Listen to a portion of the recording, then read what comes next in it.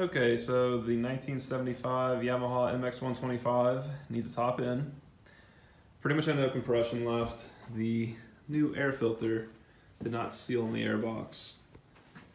And ran into a little bit of scarring. Yeah.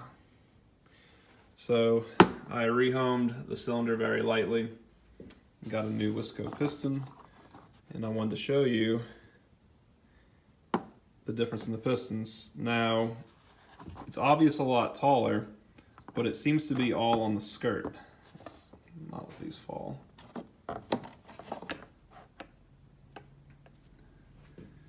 So when they're side by side, they do seem to be a little different in the port design, but it's almost like the skirt is longer on the piston to maybe make the piston more stable, and then also it goes to a dual piston ring instead of a single. I know that helps it for durability. So let's get this installed and see how she runs. Okay, so the piston is on now. I did rotate the motor over before I put the clip in to make sure that we have plenty of clearance, because the skirt is much longer on this piston, especially on the exhaust port side. The intake side is the same distance as the OEM piston, and so is the side ports. So I think we're gonna be okay, but on an older bike, you just have to check.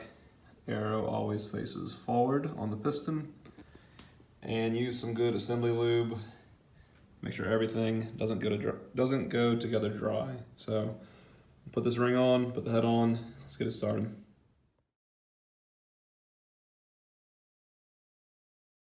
Okay, so the cylinder on, and now we're just gonna give it a quick spin over. Now you know everything's moving smoothly. No contact.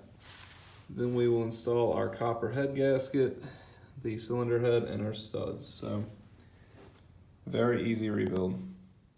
Okay, engine's back together. I found a torque spec of 20 foot-pounds. Don't take my word on that. That's what I found. Now when you put see how to take the oil tank off and this oil line, make sure you use an OEM good Yamaha line on here. Use an aftermarket one, and it actually hardened and started leaking. So now you take out this bleeder valve right here, this bleeder screw, and then I actually blew air in the tank and let the oil come out, drain to a little container. And then you can actually turn this by hand and then get prime to the line that feeds the cylinder. There's a good drip right there. Of course, you're spinning it at 5 RPMs, but just make sure you're getting oil going to your oil feed line that attaches to your cylinder. That way, when the engine starts, you'll have good oil pressure. Bike is fully back together, exhaust is on. Really happy how the cylinder head came out. That was a low gloss black. Like I said, I'm trying to keep the patina on this bike. I want to preserve the look of the bike. I did repaint the rear fork, the rear swing arm, excuse me, because of just rust, but this looks real nice. It doesn't stand out like a brand new part, and time to get started.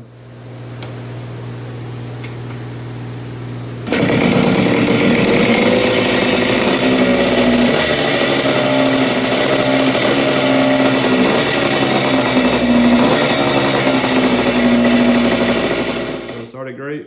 I can't run anymore. It's nighttime. The wife will kill me, but really happy with the rebuild. Tons of compression, kicked over really good. Massive difference. So thanks for watching. Hit that like button and subscribe.